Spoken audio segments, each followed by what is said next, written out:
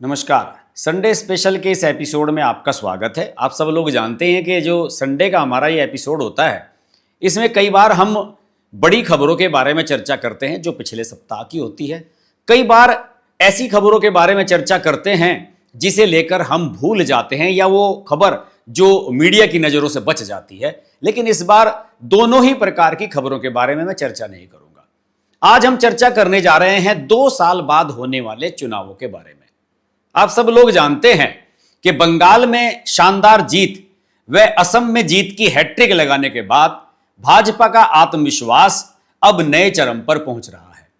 अमित शाह व मोदी की टीम ने इसे उस मकाम पर पहुंचा दिया है जहां की कल्पना भी कुछ साल पहले नहीं की जा सकती थी। हाल ही में संपन्न हुए विधानसभा चुनावों में बीजेपी ने केरल व तमिलनाडु में भी पुरजोर प्रयास किया, लेकिन उसकी मौजूदगी केवल सांकेतिक रही। लेकिन दक्षिण भारत में विस्तार के लिए आतुर बीजेपी के लिए कर्नाटक और तेलंगाना 2 ऐसे राज्य हैं जो अब सत्ता और विचारधारा के नए कुरुक्षेत्र बन चुके हैं। भाजपा और राष्ट्रीय स्वयंसेवक संघ यानी आरएसएस के लिए विंध्य के दक्षिण में अपना प्रभाव बढ़ाना केवल कोई चुनावी मजबूरी नहीं है, बल्कि यह उनके सांस्कृतिक राष्ट्रवाद की एक बड़ी और दीर्घकालिक परियोजना का हिस्सा है। उत्तर और पश्चिम भारत में अपने चरम पर पहुंचने के बाद अब भाजपा का पूरा ध्यान अपने मिशन 2028 और 2029 पर केंद्रित है। यह सिर्फ रैलियों या राजनीतिक बयानों की लड़ाई नहीं है, बल्कि इसके पीछे एक बहुत बड़ी संगठनात्मक रणनीति और चुनावी अंकगणित का खेल चल रहा है। जरा इन राज्यों के चुनावी गणित और इसके पीछे छिपे तथ्यों पर गौर करते हैं। दोनों राज्यों पर बारी बारी गौर करेंगे। कर्नाटक में भाजपा का सफर बहुत दिलचस्प रहा है। वर्ष 2014 के लोकसभा चुनावों में भाजपा ने 43% वोट शेयर के साथ 17 सीटें जीती थी लोकसभा की, जो 2019 में बढ़कर 51.38% वोट और 25 सीटों के ऐतिहासिक आंकड़े तक पहुंच गई। लेकिन 2023 के विधानसभा चुनावों में सत्ता विरोधी लहर और भ्रष्टाचार के आरोपों और कांग्रेस की कल्याणकारी गारंटी योजनाओं के कारण भाजपा का वोट शेयर गिरकर 36% रह गया और पार्टी 66 सीटों पर सिमट गई। ये वही थी जब बम्बई वाली सरकार गिरी थी। इसके बाद 2024 के लोकसभा चुनावों के लिए भाजपा ने एक बड़ी रणनीतिक चाल चली और जनता दल सेक्युलर देवगौड़ा की पार्टी उसके साथ गठबंधन कर लिया। यह चुनावी अंकगणित पूरी तरीके से भाजपा के पक्ष में काम कर गया। 2024 में भाजपा का अपना पर्सनल वोट शेयर 46.09% रहा, जिससे उसने 17 सीटें जीती और जेडीएस के 5.64% वोट शेयर के साथ एनडीए यानी कि राष्ट्रीय जनतांत्रिक गठबंधन कुल वोट शेयर 51.73% हो गया और गठबंधन ने कर्नाटक की 19 सीटों पर कब्जा कर लिया। जीत का मार्जिन है हर सीट पर। बूथ स्तरीय विश्लेषण इस ध्रुवीकरण की एक और स्पष्ट कहानी कहता है। उडुपी, दक्षिण कन्नड़ और उत्तर कन्नड़ जैसे तटीय इलाकों में, जिन्हें हिंदुत्व की प्रयोगशाला कहा जाता है, भाजपा उम्मीदवारों ने 20% से अधिक यानी करीब 2 से 3 लाख वोटों के भारी अंतर से लैंडस्लाइड जीत हासिल की। अकेले उडुपी में भाजपा की जीत का मार्जिन 2018 के 12,000 वोटों से बढ़कर 2023 में 32,000 को पार कर गया। इसके बिल्कुल विपरीत कल्याण कर्नाटक या हैदराबाद कर्नाटक क्षेत्र में मुकाबला बहुत कांटे का रहा। उदाहरण के लिए दावणगेरे निर्वाचन क्षेत्र में कांग्रेस की जीत का मार्जिन 1.98% था, जो दिखाता है कि जहां ध्रुवीकरण कम है वहां लड़ाई कितनी मुश्किल है। तेलंगाना की बात करूं, तेलंगाना के राजनीतिक उभार और उसके चुनावी आंकड़ों को देखते हैं जो एक बिल्कुल अलग और नाटकीय तस्वीर पेश करते हैं। वर्ष 1984 में जब पूरे देश में इंदिरा गांधी की हत्या के बाद कांग्रेस की सहानुभूति लहर थी, तब भाजपा ने राष्ट्रीय स्तर पर जो मात्र 2 सीटें जीती थी, उनमें से एक सीट तेलंगाना की हनमकोंडा थी। उस समय यह आंध्र प्रदेश का हिस्सा था। हनमकोंडा से सी जंगा रेड्डी ने पीवी नरसिम्हा राव को हराया था, जो बाद में प्रधानमंत्री बने। लेकिन उसके बाद पार्टी की मुख्य धारा में आने में 10 को लग गए। 2014 के लोकसभा चुनाव में तेलंगाना में भाजपा को केवल 1 सीट मिली थी और उसका वोट शेयर 10.4% था। 2019 में यह बढ़कर 4 सीट हो गई और 19.45% उसका वोट शेयर हो गया, जबकि तत्कालीन सत्ताधारी बीआरएस का वर्चस्व 41.7% वोटों के साथ कायम था। असली बदलाव 2023 और 2024 में देखने को मिला। 2023 के विधानसभा चुनाव में भाजपा ने अपना वोट शेयर बढ़ाकर 13.9% कर लिया और 8 विधानसभा सीटें जीती। लेकिन 2024 के लोकसभा चुनाव में तो तेलंगाना में राजनीतिक भूचाल ही आ गया। भाजपा ने अपना वोट शेयर लगभग दोगुना करते हुए 35.19% करते हुए 8 लोकसभा सीटों पर कब्जा जमा लिया। सबसे बड़ा पतन केसीआर का हुआ, जो बीआरएस की सरकार चला रहे थे, लगातार 2 बार से मुख्यमंत्री थे। उनका वोट प्रतिशत 41.7% से घटकर 16.68% रह गया और पार्टी शून्य पर आउट हो गई।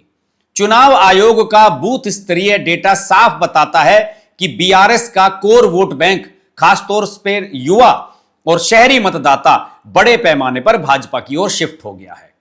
इन चुनावी आंकड़ों के पीछे राष्ट्रीय स्वयंसेवक संघ की वह संगठनात्मक ताकत है जिसे अक्सर रैलियों के शोर में नजरअंदाज कर दिया जाता है। देखा जाता है कि रैली में किसकी भीड़ है, लेकिन आरएसएस भीड़ नहीं जुटाता, अपने अभियान में जुटा रहता है। कर्नाटक में आरएसएस की 4600 यानी कि 4600 से ज्यादा शाखाएं चलती हैं। वहीं तेलंगाना में यह संख्या 3400 को पार कर गई है और हाल ही में 300 नई शाखाएं जुड़ी हैं। अपने शताब्दी वर्ष यानी कि जो 2025-26 का वर्ष है, आरएसएस अपने 100 साल मना रहा है, उसके लिए संघ ने राष्ट्रव्यापी दैनिक शाखाओं की संख्या 83,000 से बढ़ाकर 1 लाख तक ले जाने का लक्ष्य रखा है। इसके लिए देश भर के 3,89,000 से ज्यादा गांवों और 10 करोड़ से अधिक घरों तक सीधा संपर्क किया गया है। सबसे चौंकाने वाला तथ्य यह है कि पिछले 1 साल में पूरे भारत में संघ से जुड़े 2,23,000 नए स्वयंसेवकों में से 1,63,000 युवा हैं, जिनकी उम्र 25 से 40 वर्ष के बीच है। कुल नए सदस्यों का यह 75% युवा जनसांख्यिकी लाभांश भाजपा के लिए मिशन 2028 और 2029 में सबसे बड़ा मैदानी और डिजिटल हथियार साबित होने वाला है। इसके साथ ही नैरेटिव और विमर्श को सेट करने में भी स्थानीय भाषाओं का कमाल देखने को मिला है। शोध बताते हैं कि सोशल मीडिया पर कन्नड़ और तेलुगु में तैयार किए गए राजनीतिक कंटेंट ने राष्ट्रीय स्तर के हिंदी या अंग्रेजी कंटेंट की तुलना में लगभग 2.7 गुना अधिक एंगेजमेंट हासिल किया है। यही कारण है कि लव जिहाद, जनसांख्यिकीय असंतुलन यानी कि डेमोग्राफी का इंबैलेंस या सनातन धर्म से जुड़े मुद्दे जमीनी स्तर तक बहुत आसानी से पहुंच गए हैं। नेतृत्व के स्तर पर भी दोनों राज्यों की कहानी एक दूसरे से काफी अलग है। कर्नाटक में बीएस येदियुरप्पा को मुख्यमंत्री पद से हटाने के बाद से बीजेपी भयंकर आंतरिक गुटबाजी का शिकार है। उनके बेटे बीवाई विजेंद्र को प्रदेश अध्यक्ष बनाने के बाद बसनगौड़ा पाटिल यत्नाल और रमेश जारकीहोली जैसे कद्दावर नेताओं का असंतोष कम नहीं हुआ है। दूसरी ओर तेलंगाना में पार्टी के स्थानीय चेहरों के बीच एक बेहतरीन सोशल इंजीनियरिंग की है। आक्रामक ओबीसी नेता बांदी संजय कुमार और रेड्डी समुदाय से आने वाले जी किशन रेड्डी और मुदिराज समुदाय के इटेला राजेंद्र को अहम जिम्मेदारियां देकर एक मजबूत सामाजिक संतुलन स्थापित किया है। इटेला राजेंद्र कभी बीआरएस के साथ हुआ करते थे। निष्कर्ष यह है कि 2028 और 2029 के चुनाव दक्षिण भारत के राजनीतिक इतिहास के सबसे अहम चुनाव होंगे। यह लड़ाई क्षेत्रीय अस्मिता की राजनीति और राष्ट्रीय हिंदुत्व के बीच एक जटिल रस्साकशी है। कर्नाटक में भाजपा को अपनी खोई हुई सत्ता पाने के लिए अपनी गुटबाजी खत्म करनी होगी और कांग्रेस की कल्याणकारी योजनाओं की काट ढूंढनी होगी। वहीं तेलंगाना में वह अब एक आक्रामक चुनौतीकर्ता से मुख्य धारा की प्रमुख राजनीतिक शक्ति के रूप में तेजी से उभर चुकी है। आने वाले सालों में ये जमीनी आंकड़े और वैचारिक रणनीतियां ही तय करेंगी कि भाजपा विंध्य के पार हमेशा के लिए एक अजेय राजनीतिक शक्ति बन पाती है या नहीं। दक्षिण भारत, विशेषकर कर्नाटक और तेलंगाना में भाजपा आरएसएस की रणनीतियों का एक विस्तृत और आलोचनात्मक अध्ययन करने पर कई महत्वपूर्ण तथ्य सामने आते हैं। जो मिशन 2028 में तेलंगाना और कर्नाटक शुरुआत में और फिर साल के आखिर में विधानसभा चुनाव होने हैं और 2029 में आप जानते हैं कि बहुत महत्वपूर्ण लोकसभा के चुनाव होंगे। आरएसएस का शताब्दी वर्ष जो चल रहा है अभी 2025 और 2026 का, ये कोई ऐसा नहीं है कि केवल एक दिखावा है, केवल एक फॉर्मेलिटी पूरी की जा रही है। आरएसएस 10 करोड़ घरों तक पहुंचने का अपना टारगेट बना चुकी है। पंच परिवर्तन का एजेंडा शहरी और ग्रामीण युवाओं को सीधे तौर पर हिंदुत्व और राष्ट्रवाद के विमर्श से जोड़ने का कार्य कर रहा है, जो 2028-2029 के लिए भाजपा का सबसे बड़ा अदृश्य केडर बेस तैयार करेगा।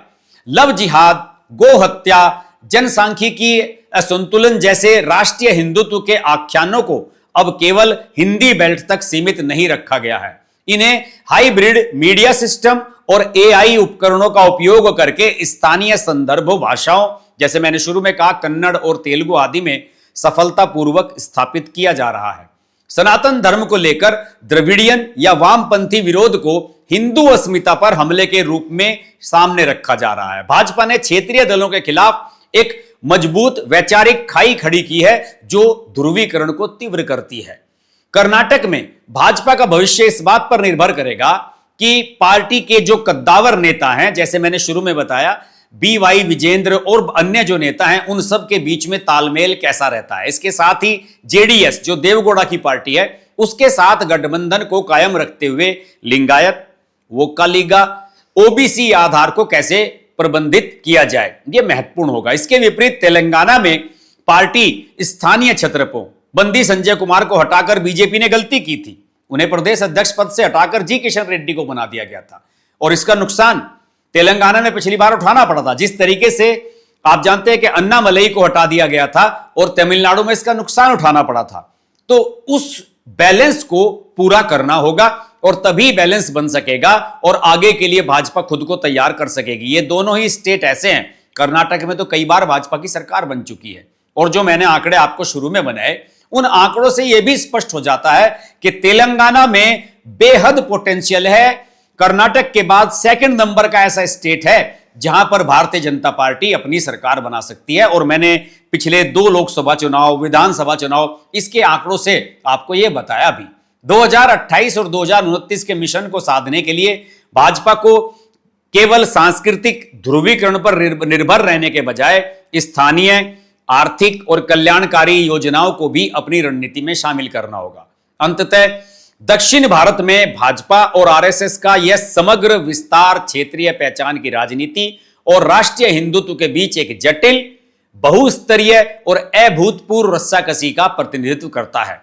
जहां कर्नाटक में पार्टी अपनी स्थापित जड़ों को बचाने और गुटबाजी से लड़कर सत्ता को फिर से हासिल करने के लिए संघर्ष कर रही है, वहीं तेलंगाना में यह एक आक्रामक चैलेंजर से मुख्य धारा की प्रमुख राजनीतिक शक्ति के रूप में तेजी से उभर रही है। 2028 के विधानसभा और 2029 के आम चुनाव जो लोकसभा चुनाव होंगे, इनमें इन संगठनात्मक और वैचारिक रणनीतियों की अंतिम अग्नि परीक्षा होगी, जो यह तय करेगी कि Bhajpa south of the Vindhyas यानी कि विंध्य के पार स्थायी रूप से एक अजेय राजनीतिक और वैचारिक शक्ति बन सकती है या नहीं।